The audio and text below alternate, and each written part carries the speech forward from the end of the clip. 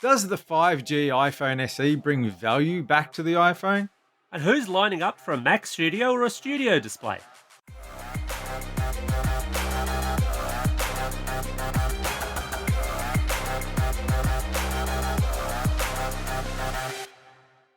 Vertical Hold is proudly brought to you by Aussie Broadband, changing the game with their award-winning network and Australian-based support. Hi there. Welcome back to Vertical Hold Behind the Tech News, the tech podcast where, despite the rain, we catch up with Australia's leading technology journalists to dive into the big tech stories of the week. I'm Alex Kidman, and I'm joined, as usual, by Adam Turner. Hey Adam, it's Apple launch week, and those are always rife with rumours before they actually happen. I reckon we should start one. So, what crazy product should Apple be working on in secret next? Well, I was going to say the iCar. Classic Apple. It's twice as expensive as every other car and not as flexible, but God, it's shiny and beautiful. But I'm thinking, considering recent events, we actually need the iBoat, the crime fighting boat, to get out there and just help people stuck. I think the iBoat will go a long way. I would settle for an iBrella at this stage, but we'll have to wait and see what they actually come up with. We're also joined in the virtual Vertical Hold R&D labs and studio by Jennifer Dudley-Nicholson from News Corp. Hey Jen, what Apple innovation should Tim Cook be announcing at the next Apple launch? I am really looking forward to Tim Cook sponsored caffeinated gummy bears. I think it's about time. I think if they're going to continue to put on Apple events in the wee hours of the morning in Australia, they should at least provide us with enough caffeine to get us through the day. So the iBear. It's true, the iBear. It'll be great. I'm sure it'll be in a range of flavors, and then like one will come out every 6 months that you have to kind of cash in the old ones to unlock. It'll be awesome. I'm getting the feeling that what you really want here is just to bite off Tim Cook's head. I wouldn't have said that. No. I mean, unless it was full of caffeine. No, we're not going this way. No. I'm backing up from this one. No. Well, while Jen beats a hasty retreat from that, we should get on to this week's news, which was, of course, all dominated by Apple's peak performance event. One of the headline acts, of course, was the refresh of Apple's cheapest iPhone, the iPhone SE. Jen, what does peak have to do with a cheap iPhone? I don't think we were peaking at the cheap iPhone because I think that everyone kind of assumed that the iPhone SE was coming. I think the peak was involved maybe in the chips that we were peaking at that may come along like in various forms later. I think we were just looking. We weren't really peaking. We were just looking at the cheap peaking iPhone. With a double E, not with an EA. Exactly, yes. We have not reached peak iPhone because we normally do that much later in the year. And it's been a fair while since they've had a refresh of the iPhone SE. This isn't your regular iPhone line where we see a new model basically every 12 months. It's been 2 years, so what's the story for the new iPhone SE? Well, I think the biggest thing was that it's got 5G now, which we all kind of expected it would have because you've even seen iPads come out with 5G now. So it's becoming kind of common. And in addition to that, like there's some tweaks around the camera and computational photography, as Apple calls it. And the form of it hasn't changed though. So if you're looking side by side and you're looking for differences, you might not actually see it because we've still got Touch ID on the front. We've got a 4.7-inch screen, which seems minuscule compared to some of the phones that I use. But there's a market out there for it. And so it makes particular sense. And one of the analysts I was talking to kind of raised a good point. The iPhone SE really sets the price, kind of the base price for Apple devices, and then what you can expect the secondhand iPhone market to do.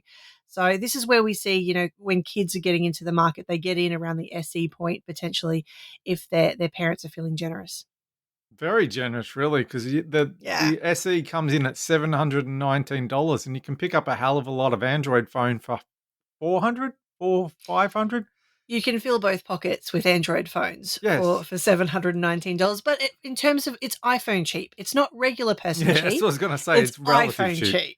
Exactly. Apple still wants to retain that brand. And I suppose it could make the argument, it wouldn't entirely be wrong, especially in the Australian market. It doesn't have a small phone competitor in Android, with this level of power because it's got the A15 Bionic, the same chip that's in the iPhone 13 mini, for example, or the iPhone 13 or Pro or Pro Max. It's got that under the hood. You don't see that in a $700 new Android phone.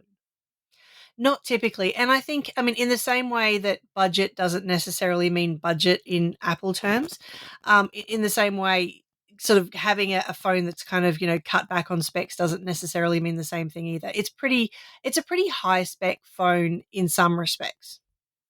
Well, let's talk high spec though, because you mentioned camera, and the A15, of course, is handling a lot of their heavy lifting in terms of image signal processing and smoothing out portrait shots. But we've still only got a single lens at the back.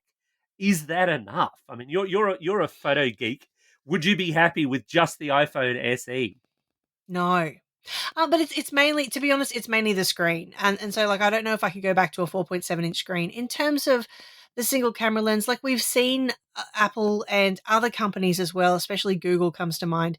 Them do a lot when it comes to just one camera input at the back, and then using the computational side of things to use HDR so it kind of evens out skin tones and sort of balances the brightness of the background against the dim lighting on in the foreground and those sorts of things.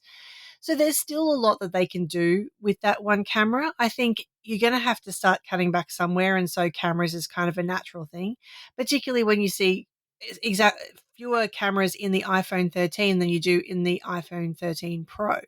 And so I think that's the thinking behind that. It will still take decent photos is my prediction.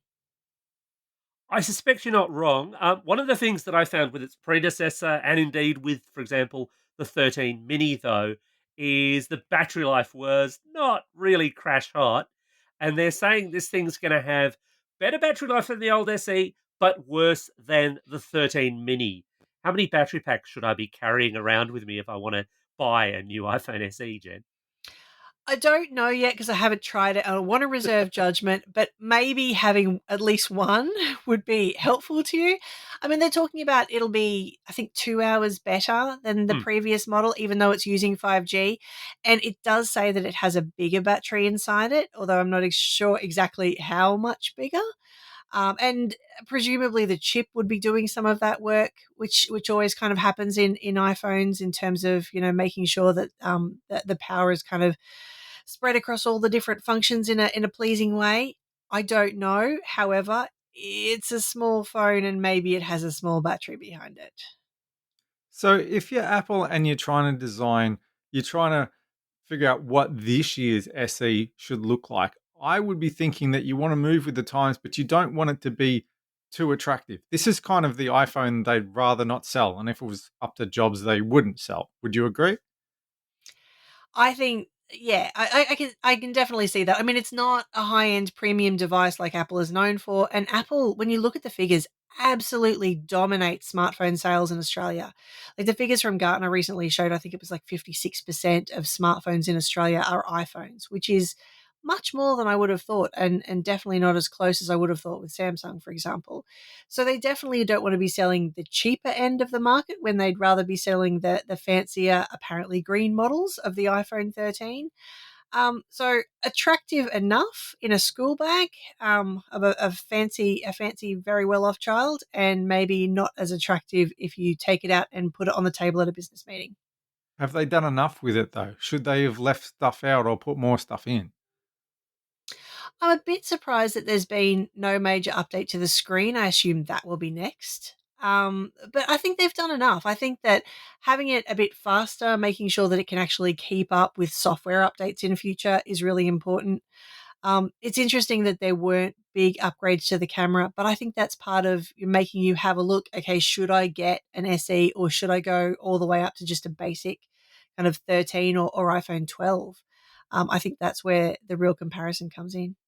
And the thing is, Apple always likes to make profit on any device it Hmm. sells.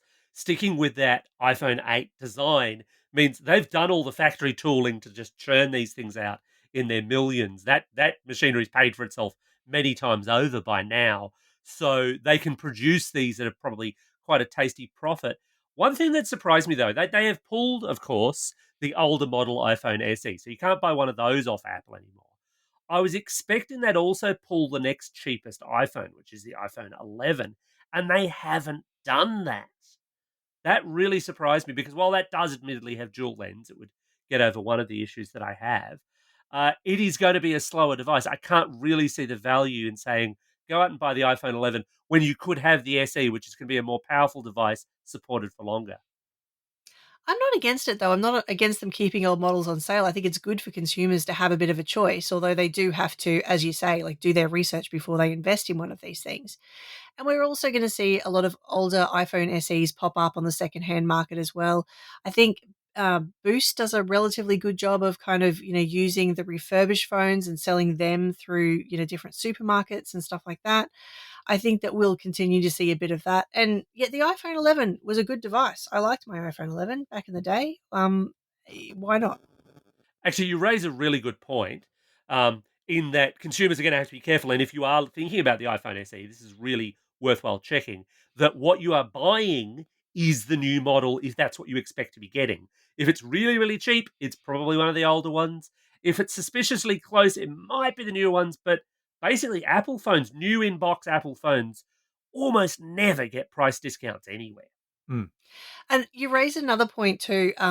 This one, I saw a lot of references to it being the new iPhone 5e, which feels a bit like the new iPad days. I believe that this is the iPhone SE 3.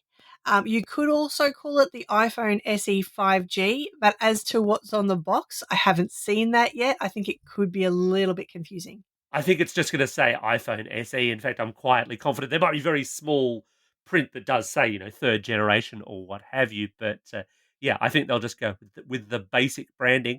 Now, Jen, you brought up the other new iPhone. Exciting news that they launched this morning because there's a new iPhone 13 and it's one that Kermit would be proud of, isn't it? Has a new hat. Apparently it was easy being green and having a green Malibu Stacy hat. Yeah, so I don't know. I judge people so hard when they buy these. It feels like the tour edition of the CD. Like you should already have it. You can buy the tour edition of the CD in addition to what you've already got. But oh my gosh, we're mid-cycle, people. What are you doing? Where have you been? Yeah, well, we're what? At this stage, 7, 8 months from the presumably iPhone 13s or 14, depending on which way they go with the numbering. So buying one right now, unless you desperately wanted green, just seems like an odd move to me. It is strange. And there's green and there's Arctic green for the pros. And like maybe one of them looks like forest and one of them looks like algae. I'll let you choose like How which much is green which. is in the Arctic? Really? You I think don't Arctic know. or you think Antarctic, you don't think green. We've I guess melted it. it's We've melted melted. a lot of it, so like the grass is starting to grow Okay, again. so we're Adam. seeing what's underneath now. All right, that makes It's the sense. greenhouse effect. Yes. Yes. The Yeah. things are emerging. I mean, it's an interesting way to kind of refresh a phone without refreshing a phone. And I think somebody brought this up as well with me the other day, where they brought out a purple version of a lot like this last year, and we saw like the purple tour edition CD version of the iPhone. And I suppose this is a great way to stay, on trend. It would have been great if we brought out like the Ukrainian colors edition or something, just to keep it topical. Maybe they would have got more sales out of that or fewer. I can't tell anymore. But yeah, just bringing out a green version of an iPhone does feel a little bit strange unless you've just smashed your iPhone, in which case, sure, go green.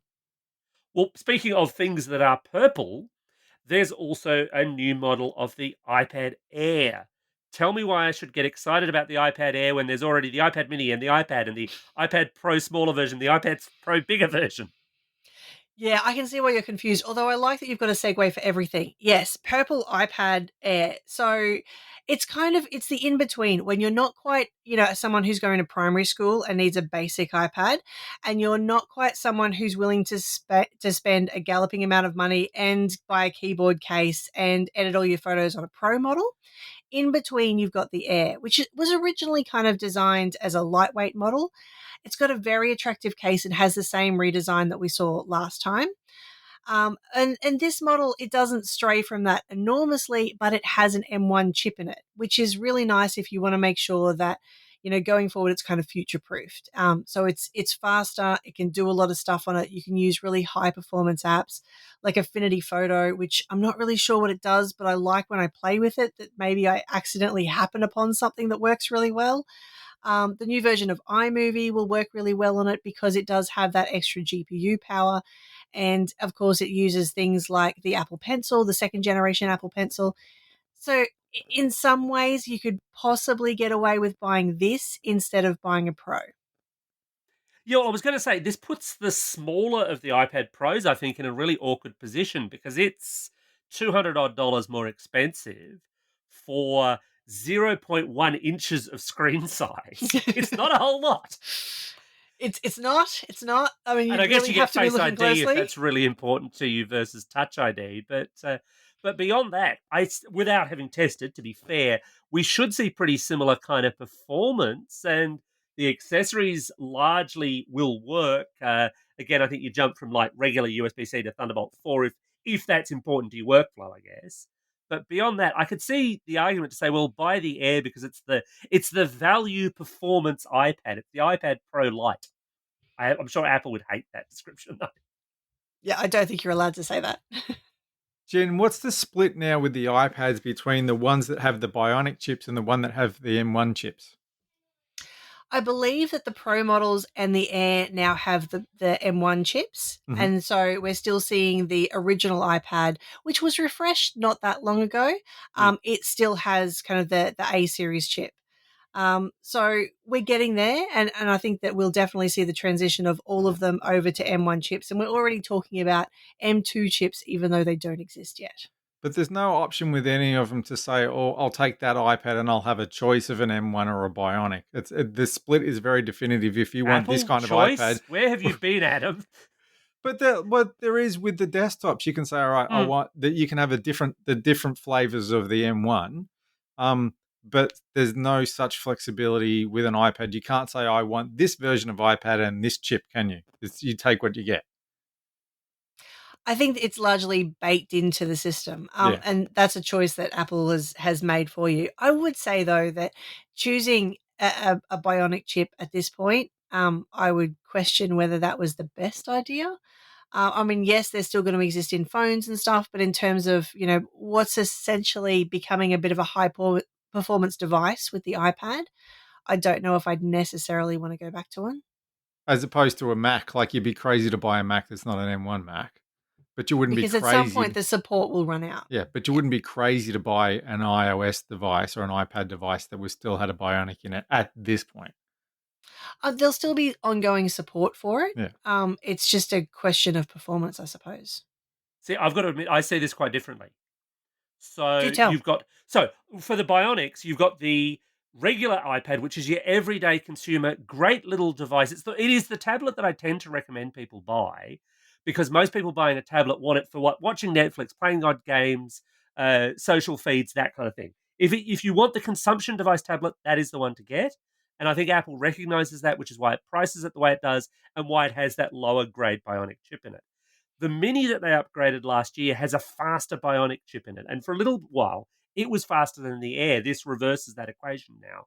But it's their niche product. And I'll say out loud, the Mini is not for me. It's not a tablet that I particularly enjoy, but I know people who love that smaller form factor. I think they're really clearly delineating between if you want a tablet because you want something you're going to stare at, then we've got the Bionic models. If you actually want this replacement computer that we're trying to make the iPad out to be. And I don't know that they always succeed with that argument, but by golly, they're having a go at it. Then that's the Air or the Pro, the M1 models. I don't know that they're going to go M1 for everything all that rapidly just to maintain those price points, just to maintain that point of difference and that different consumer use. So do you want to consume or do you want to create with it? Yeah, yeah, exactly so. Yeah, and I've tried creating things on the Mini, which I momentarily forgot about. But yes, the Mini absolutely does exist still. So I've tried creating things on it, and it does struggle a little bit as a result of that chip. I think that, I mean, it still runs reasonably powerful apps on it, but you have to wait longer for things to render. You have to, wait longer to export things. It's not necessarily designed for that purpose. Well, seeing as how we're talking about power, See what I did here? The other big power news they had was in a new M1 chip. Everyone was kind of rumoring and speculating about the M2. We did not see the M2. We saw the M1 Ultra. So, how many superlatives can Apple throw onto a chip, Jen? And is the M1 Ultra going to be worth it? I reckon they've got that thesaurus.com open and they're just having a scroll through. Like, are we going to bring out the M2 or is it going to be the Uber, the Mega, the Super Duper? Like, The there's so ball many. tower. Exactly, they'll be fine. That's the Australian version. There are so many here, and so who knows how many more we'll actually see before. I'm starting to like the last one was the M1 Max. Should not that have been the maximum M1? Because now there's the Ultra. Why is the Ultra bigger than the Max? It Because goes to 11, Jen. but why if it's the maximum? Oh. I've got concerns with the grammatical choices. However, this was really exciting because I think we haven't necessarily seen a pro desktop computer from Apple since I think 2019. It's been And a while, yeah. yeah, there are a lot of people out there who really look for the maximum gains they can get out of a computer like this. And this is for them. It's probably not for regular folk because it is expensive. And it comes with a screen. Well, it doesn't come with a screen, but you can buy a screen for it separately. They've released a 5K, 27-inch, blow your eyeballs away kind of screen potentially. It's got a weird stand. It's got a stand that you could potentially make weirder by adding a little bit to it or potentially mounting it to a wall. I'm not against it. It looks amazing. It looks like Elon Musk is getting a new computer, but for the rest of us, like it maxes out at like $12,099, and that feels like Elon Musk pricing. And for those playing along at home, the "it" in this case is not, in fact, the M1 Ultra chip we're talking about. It's the thing that the M1 Ultra comes in, which is the new Mac Studio, which kind of sort of looks like a chubby Mac Mini. It does. It's got a little bit of height to it. It's like you put two together and you painted it silver in one of those weird TikTok videos that I see making cupboards look different. Yes. But the reason it's so particularly thick, and they did go into this, is it's mostly fans. Like it's pushing the M1 Ultra and even the M1 Max, because you can get an M1 Max version of this Mac Studio. Must be pushing out an intense quantity of heat. I sort of want to be able to buy one without the fans, so that I can use the top of it as a bacon grill while I'm rendering my video. Am I alone in this? That's so Michael Scott of you. Yes, you're alone in this. I do not want something catching fire in my house just so I can grill bacon on it. No, no. We've had enough disasters in Australia. Thank you very I much. could buy two of them and like turn it into a sandwich press. This Oh idea my just runs and gosh. runs. You're like Elon Musk's like evil twin right now. No, this is a bad idea, Alex. Bad. Okay, well, getting back to the good ideas then. Yes. This is a performance machine for professionals, isn't it? This is not your everyday, MacBook Air or iMac, is it? No, look, much as I would like to have one to test it, they're talking about this can handle 18 streams of 4K video at the one time, which feels excessive when I'm just trying to put two together and mash them to make something reasonable. It's got like a chip with 20 cores in it as opposed to 10 cores. It has a ridiculous amount of RAM. It has even more cores for GPU. There's a reason that you plug this into a 5K screen because it could potentially actually use it. Now, I want to just make sure I understand the power that this thing's getting from the M1 Ultra chip. Because from my understanding, looking at the M1 Pro and the M1 Max, is the difference between them is the GPU. So if you've got an M1 Max and you don't really push the GPU at all, then you've wasted your money and you should have just got an M1 Pro chip. Would you But think agree with about me the so far? bragging rights. Hang on, Think hang on. about the But in bragging terms of rights. performance, that's right. So when I heard of the M1 Ultra, my first concern was, okay, well, is this just a further extension of that again? So it's got even more ridiculous amounts of GPU. But if you're doing something that doesn't use the graphics at all, then there's no benefit over having a Pro or a Max. But that's not right, is it? Because this is actually the Ultra is two Maxes stuck together, yes? More or less. Yeah. But the thing to keep in mind with all of this is if you're looking at it and going, I'm not going to use the GPU power, this totally isn't for you. Oh, This for is sure. for Yeah. people. This is for people who are genuinely creating 8K content. Yeah. This is for people who are crunching the big kind of numbers that are going to cure cancer. That kind of stuff. The serious, serious performance heads who look at this and just go, "Look, it might cost me 12 grand, but actually having the people working on this is costing me 12 million bucks, and therefore 12 grand is Yeah. peanuts. It's the amount of time you'll save. It'll pay for itself in a day, or that kind But of ridiculous statement to you and me, yeah. but to that field of work, this is an everyday tool. Yeah. But going from the Pro to the Max, it only improved the GPU. But going from the Max to the Ultra, it doubles your CPU as well as improving your Hmm. GPU. So you're still getting the benefit even when you're not doing those graphics intensive things. That's the difference to me between the jump between one and from the Pro to the Max and the Max to the Ultra, which is good, I think, because you couldn't just keep throwing more and more GPU at it. At that point, you've got to throw some more CPU at it as well. Well, there is one other big change which gets me terribly, terribly, terribly excited. It's almost like Apple's been listening to me. I know they haven't, but it's almost like they have, because while this sort of looks like a Mac Mini, it has ports at the front. It has an Wow. SD port at the front, for goodness sake. Ports No. you can reach while you're looking at them. What sorcery is this?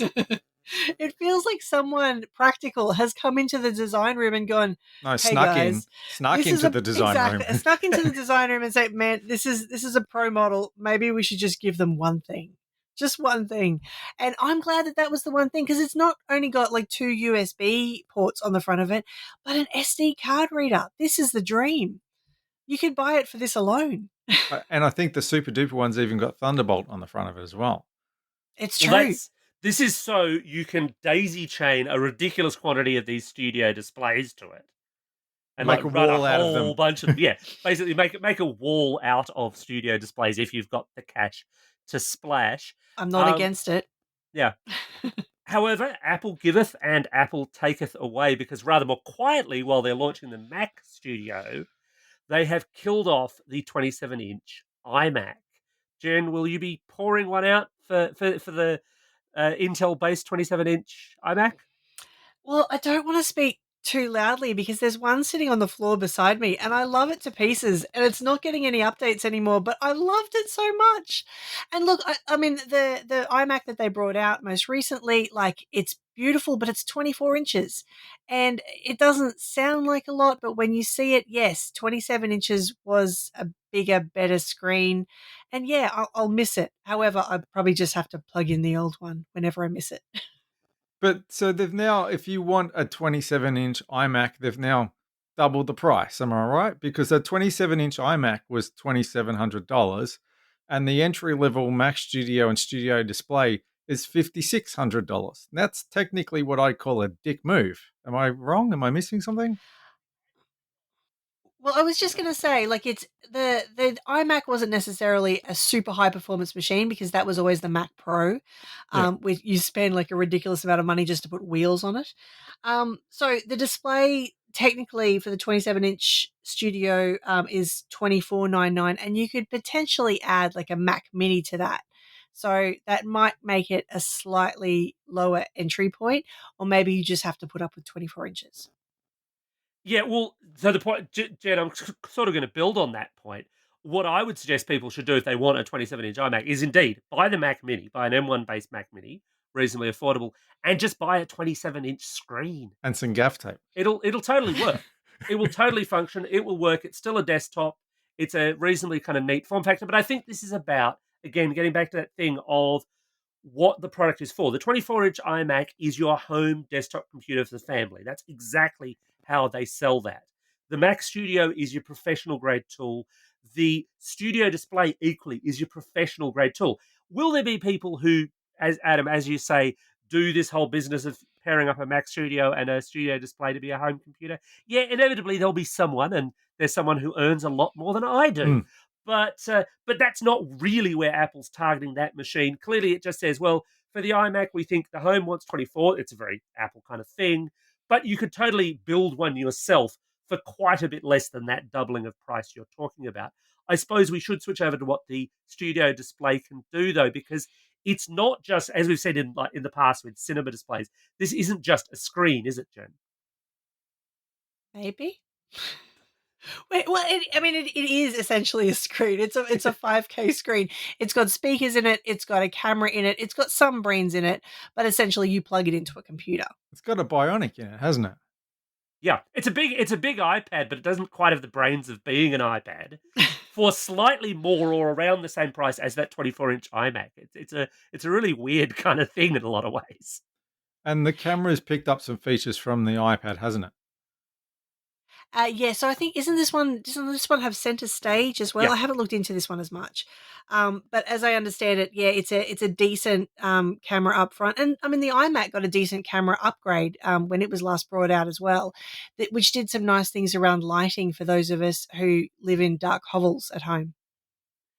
yeah, it's a necessary upgrade in my view, because you look at the current MacBook line and they all have really ordinary, and I'm being kind, 720p capable cameras. That 24-inch iMac is the exception that gets a proper 1080p model. This does as well. But honestly, for a studio display, I'm going to say it, I think Apple should have gone the full 4K, because you can pretty easily pick up 4K webcams these days.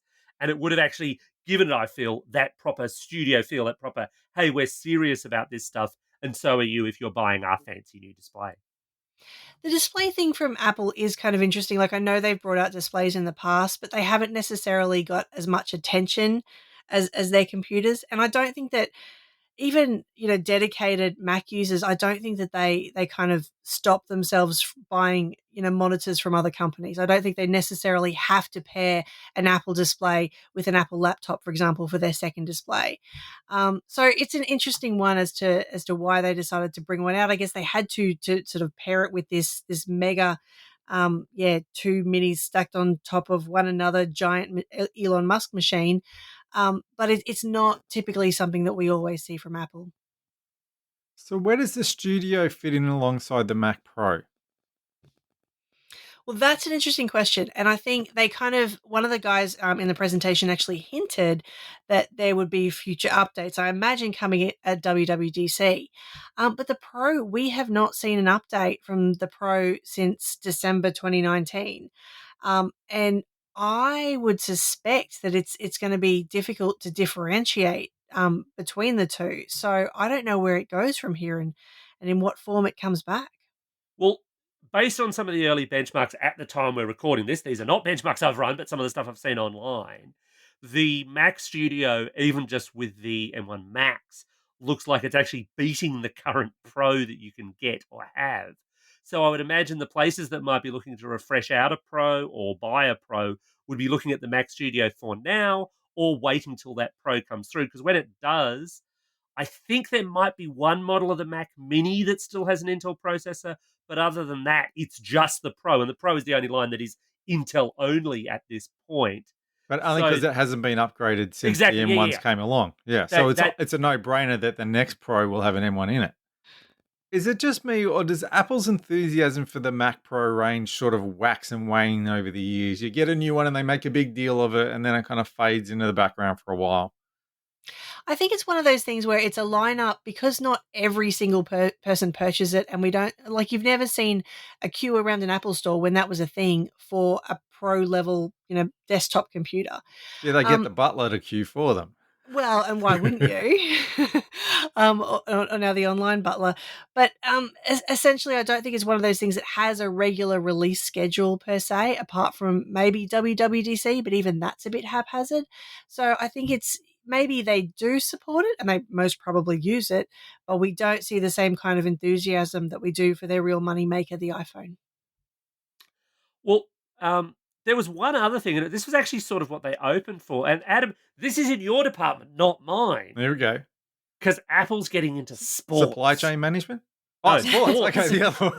It was one of those two. Apple's very deeply into supply chain management, I think Yeah. you'll find. But they're getting into sports and live sports broadcasting through Apple TV, because they've picked up, I think it's 2 US baseball games a week as part of the Apple TV Plus package. Should I be humming Take Me Out to the Ball Game, presuming we can afford the clearance rights for it right now, Adam? Well, This sort of has the feel of, yeah, we've put this through for Americans, and what the hell, we'll give it to some other countries as well for free, and then we'll see what we do down the track. This just feels like they've thrown a bone our way. But it is a big sign of what could potentially happen, because we've been talking for years about the fact that the big tech players, your Googles, your Amazons, your Apples of the world, are going to start pitching more and more for these sports rights that we traditionally associate more with either free to air television or your Foxtels of the world. So I would be a little bit nervous if I was any business, any of those traditional media businesses, because this is Apple sort of saying, "Yeah, we have our eye on this part of the business." Jem, what do you think? Where do you reckon Apple will go with this? I was interested to see it. I mean, it doesn't necessarily excite me because, American baseball, yeah, the World Series isn't exactly worldwide. Yeah, But what did kind of interest me is that Tim Cook announced that they were exclusive games. They were exclusively to Apple TV. And that kind of that's concerns me huge. because when you think about the number of streaming services that are just on my TV, like there's so many, and I don't even subscribe to them all. I subscribe to too many, but not all of them. And if I have to subscribe to so many different like carriers and tech players and then traditional streaming companies just to access, the sport that I want to see, that feels like a lot of work. That feels like I should just go out and play the sport myself. So I was a little bit surprised when they announced it, but I was sort of all ready to say they've launched it, but it's the States only because it's baseball. It's not as big a sport here, with apologies to anyone who likes baseball. We are getting it, which did surprise me, but there's a little bit of a sting in the tail here because they've said whilst it's included for free with an Apple TV Plus subscription, that's for now, which really pinpoints that at some point they're going to start charging extra for their exclusive games. It depends how much money they have to sink into this as well, because it's not just baseball that they could be accessing. I imagine that Apple could bid on all number of sports. And so potentially they'd want to siphon that off into a special sports package, in which case, yeah, everyone is going to be having to spend big money all over the place. It's the exclusive bit that has me worried. Now, I don't know all the finer details of how the streaming services work in the US for sports, but I know there's the MLB app, the Major League Baseball app. Now, I would work on the assumption that the Major League Baseball app should let me watch any Major League Baseball game. But if Apple says they have two exclusive games, does that mean that people paying for the Major League Baseball app can't watch them through that service anymore? Because if so, that's really scary. Because imagine if they came here and got exclusive rights to two AFL matches, and you've paid for the AFL subscription service or whatever, or you've paid for Foxtel or whatever else to watch every game, and suddenly, no, it's every game except those two because Apple have got them. So I'd be a bit nervous if I was a sports fan for any kind of sport if Apple's doing those kind of deals. So I can't believe this, Adam. You actually made me do research on a sports related topic. You swine. So looking at it, and I could be 100% wrong because this, as regular listeners will know, this is not my field at all. Looking at it, the Major League Baseball service does allow access to games, but it has both local blackout restrictions, which is sort of similar to what I think you get here with some sports stuff in, if games aren't sold out or whatever. But the games themselves are available 90 minutes after they conclude. And baseball games are long. So they're not Right. live. So Apple will have it exclusive and live if it's your team that you're really keen on. I Ah. think that's the answer. I don't know for sure. And obviously, if we've got listeners out there who are baseball fans, let us know. That'll be interesting to see, but it'll be interesting to see because Apple isn't the only streaming game in town too. So if Apple's doing this, then maybe Netflix is going to start doing this, and then maybe we'll see Stan pick up the lawn bowls or something. Like I don't know how far the rabbit hole this could potentially go. Oh, you don't want to cross those lawn bowls, people. They'll get vicious. I've seen Crackerjack. No. Well, that just about wraps up another episode of Vertical Hold. Thanks to Jen for joining us again. Thank you very much. And Jen, you're a long time visitor to the studio. You know what's coming, sort of. The Vertical Hold 3 questions of doom. I'll ask all 3. You can answer them in any order you like. Where can people find your work online? Where can they find you on social media? And our current big contentious question, apart from winning TV quiz shows, what's your secret skill or ability and why does it make you special?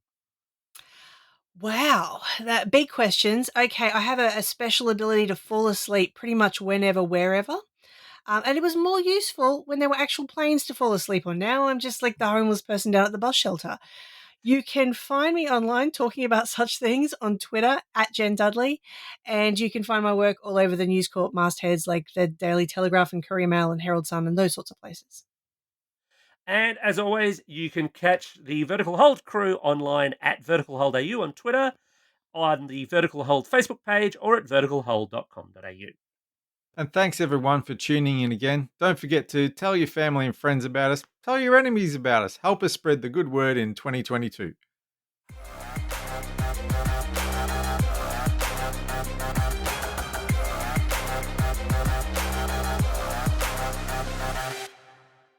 Vertical Hold is proudly brought to you by Aussie Broadband, changing the game with their award-winning network and Australian-based support.